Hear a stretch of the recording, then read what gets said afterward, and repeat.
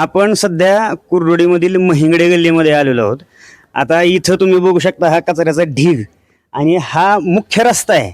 ह्या मुख्य रस्त्यावरती हा कचऱ्याचा तरी ढीग लागलेला आहे. ह्या कचऱ्याच्या ढिगाच्या बाजूला बघा ही गटार अक्षरशः तुंबलेली आहे. आजूबाजूला हा भाग बघा, इथं हे काही नागरिक राहत आहेत. आता आपण इथल्या काही नागरिकांशी आपण बोलू. ही गटार वगैरे एवढी तुंबली हे केली, तुम्ही तक्रार वगैरे असं काही बोलत नाही काय? तक्रार देतात ना सारखं. संजय ज्यांचं घर आहे ना संजय मोरे हे देतात ना तक्रार सारखं, येऊन बघून जातात. काय असंच असतंय काहीच करत नाहीत. काढते तिथं ढीग घातला, आता ती 15 दिवस झालं ढीग घातलाय तिथं. मग ती तसं ढीग काढायचं नाही, उचलायचं नाही, काय नाही काय नाही. ही काय माणसं काय गोरगरीब राहते तो, मजुरी करून हॉटेलमध्ये काम करणारी ही राहते. त्यांचं काय असं आहे ना. बरोबर. आता तुम्ही इतर आता हे बघा, हे ह्यांचं घर आहे आणि ही तुंबलेली गटार आणि ह्यांचं घर.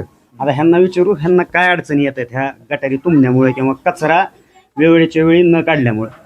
वेळोवेळी तर काढत नाहीत, पण सारखी तक्रार करून स्वतः त्यांचे साहेब येऊन इथं बघून गेले, स्वतः फोटो काढून गेले, करतो म्हणाले.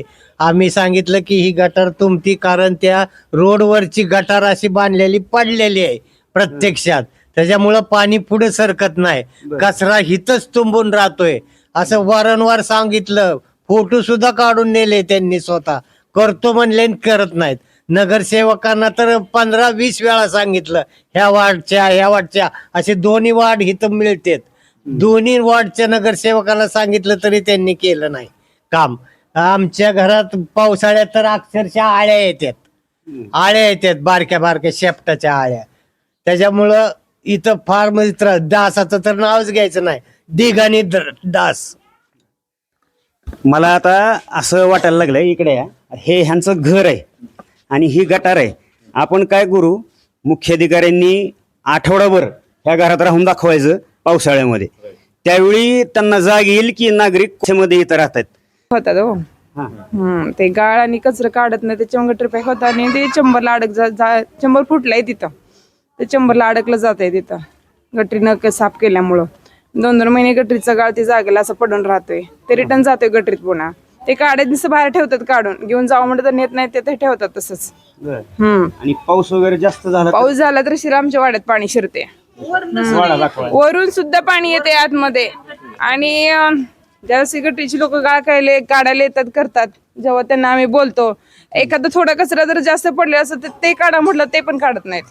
मग इथं पण हे पण फुटलाय इथं का, आणि तिथला पण फुटलाय. ते कचऱ्याने सगळं कसं पॅक झालंय बघा, ते कचरा झालाय काही सगळं पॅक झालाय.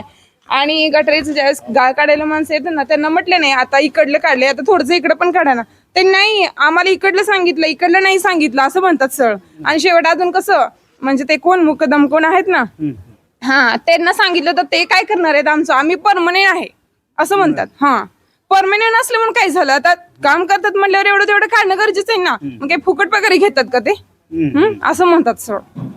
त्या दिवशी परवाच एक मुलगा लागलेला आहे बघा, त्याच्या कानात 2 कुंडल आहेत. तो मुलगा सरळ मला आडवा बोलला त्या दिवशी, माहितीये का. आम्ही परमनंट झालेलो आहे म्हटलं, काय करणार आहे ते आमचं, असं बोलल्यानंतर काय बोलायचं मग. हे बघा, म्हणजे आपण कर भरतो, आपल्या पैशावरती ह्यांचं घर चालतं आणि हे आपल्याला जारीरावीची भाषा करतात. किती अवघड परिस्थिती आहे. कृपया मुख्याधिकाऱ्यांनी ह्याच्यामध्ये लक्ष घालावं कृपया.